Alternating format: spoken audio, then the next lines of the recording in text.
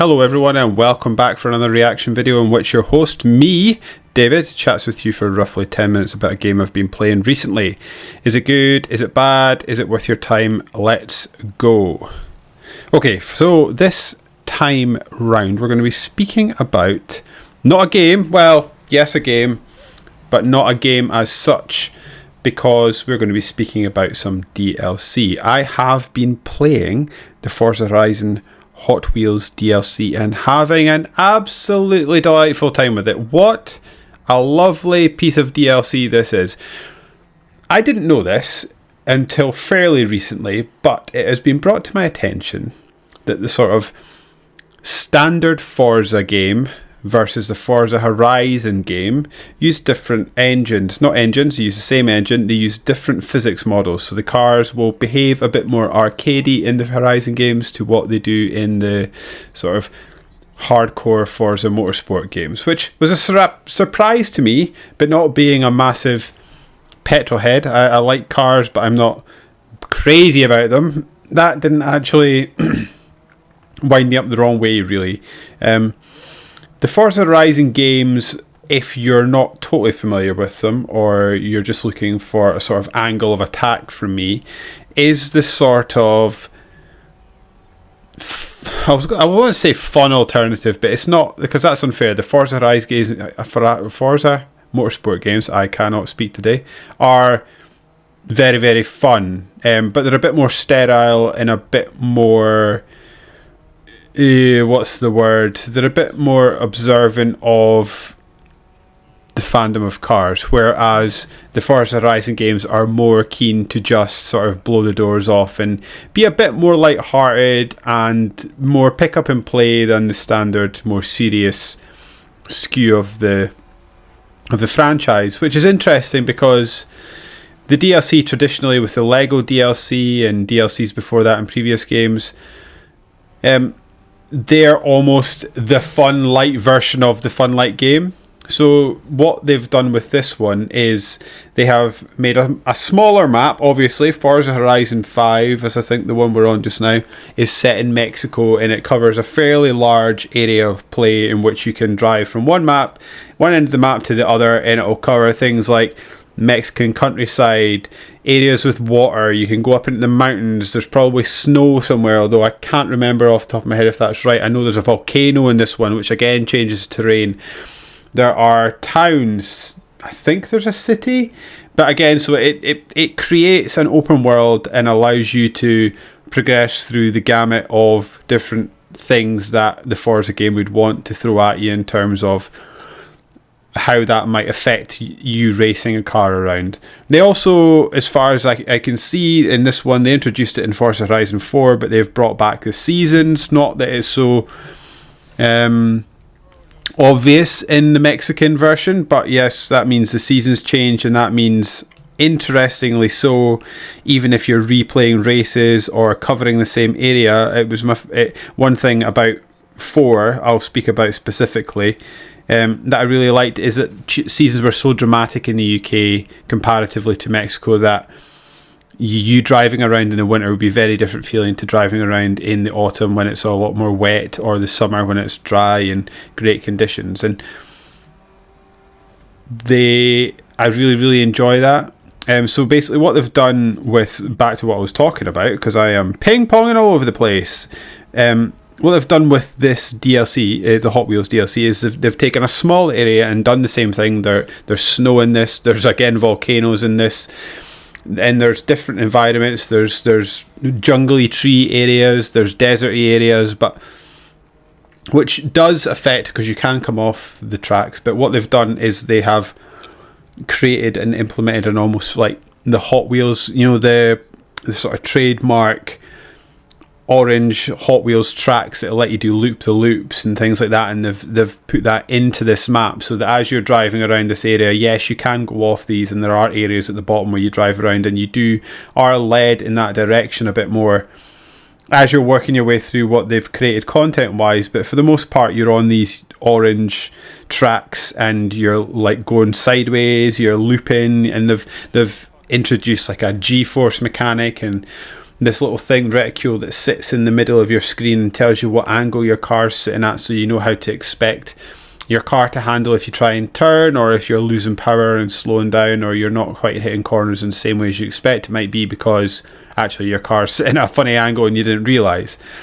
Graphically, this is like every other Forza game. It is beautiful to look at, very pretty, runs very well on Xboxes and PCs as far as I'm aware. There aren't really any bugs because that's been ironed out a long time ago, and these games are solid outings when they come along.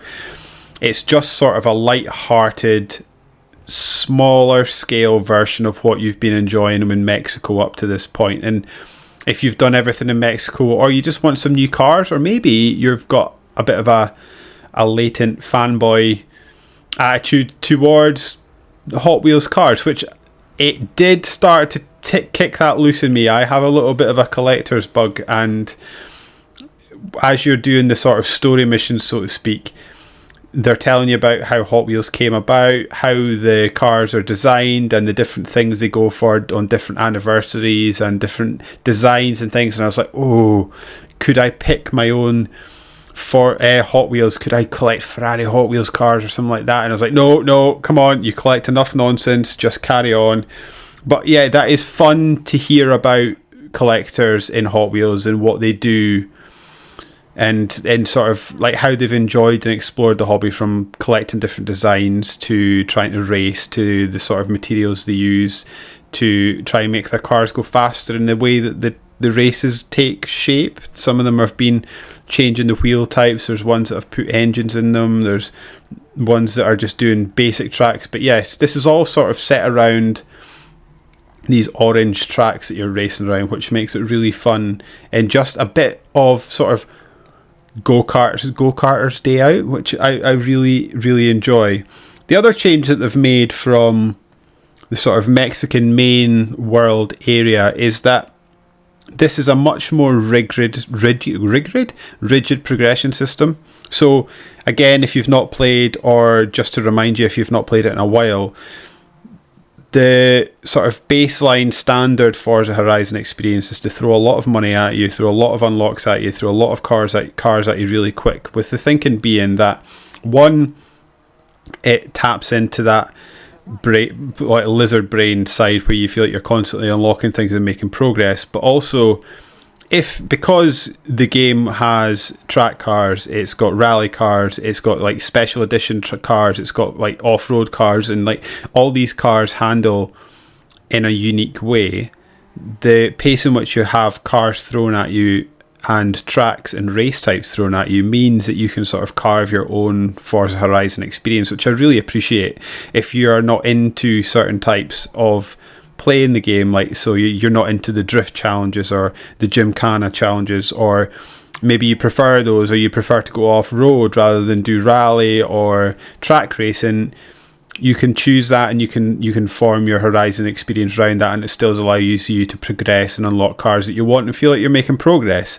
This one is much more rigid in that there are solid progression areas. It starts you off in, I think, I want to say B class car, then you move to A class, then you move to S1, then you move to S2, and it's really rigid in that to move on to the S2 and to get to the S2 cars, if that's what you want to do, you have to sort of jump through all these hoops in the run up to that, which again is a nice change from the standard Forza Horizon experience. But for those that just want to get in and do the race types that they want to do, that might be something that you get hung up on and feel a bit sticky with.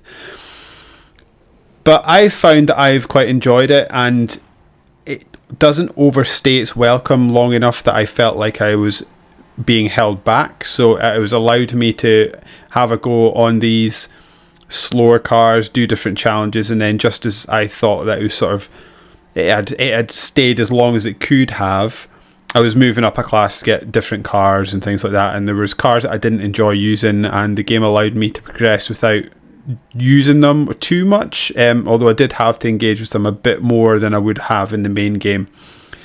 The thing also that I like about this game is, and it's the thing that Forza games do uniquely well to me, is that there's these sort of set piece races where you're racing a warthog, or you're racing a jet, or you're racing a helicopter, or you are racing against other supposed members of this Horizon party, and it's just a sort of intro to the whistle stop tour around what the maps have to offer and what they can expect, and there's lots of slow-mo jumps and stuff. These put a smile on my face like no other game, and I absolutely love them, and there's plenty of these again in this game, and I couldn't wait to get back into that. And I think that now that I'm nearing the end of what the DLC has to offer, I'm going to stick with Forza for a bit longer and go back to Mexico and start bashing off some more challenges and tracks that I didn't do last time. Unfortunately, Forza Horizon 5 hit me at the wrong time, in that I got Forza Horizon 4 for review, and I put hundreds and hundreds of hours into that game, and by the end of it I was done and glad to be done. And then when Forza Horizon 5 came along, I didn't like the setting as much because, as you can tell, I'm Scottish, so it was nice to have Edinburgh, my hometown, in the game, and I just enjoyed the British feel of it, whereas this one didn't get me. And it came at a time where I was sort of still burned out. I have that feeling, if I think back to the original sort of trilogy of what we know now as modern day GTA games, I played the life out of 3. Vice City, which seems to be a lot of people's favourite, came along after I had burnt myself out in 3 from playing it so much that I didn't enjoy it. And then San Andreas came along and I was ready for that again, which seems to be people's least favourite of that original trilogy. So yeah, that is just kind of where I came with it, but it's great. Like I said, there's plenty to do, there's plenty of cars. I would have liked to see maybe more Hot Wheels cars, but there's enough to be interested in. They have a nice sort of range for you to enjoy. They have, like I say, they've got B-class ones that are more 4x4 looking. They've also got the sort of funny looking ones that I'm not sure are real cars, and then they've got the more tracky, almost Formula 1 looking cars as you get onto when you get into S2.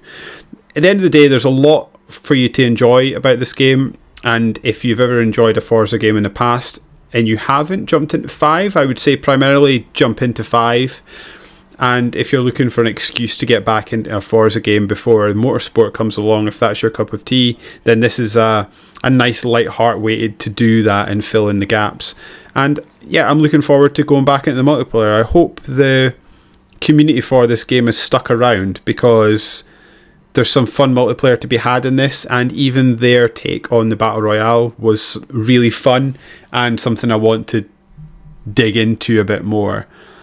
And I suppose that's it, folks. That brings me to the end of my thoughts, feelings, hopes and dreams for Forza Horizon 5 DLC edition. I hope you find what I've said useful. As I've mentioned in previous videos, I've got plans for different styles of content, so please like and subscribe to help me grow the channel, and so you know when more videos go live.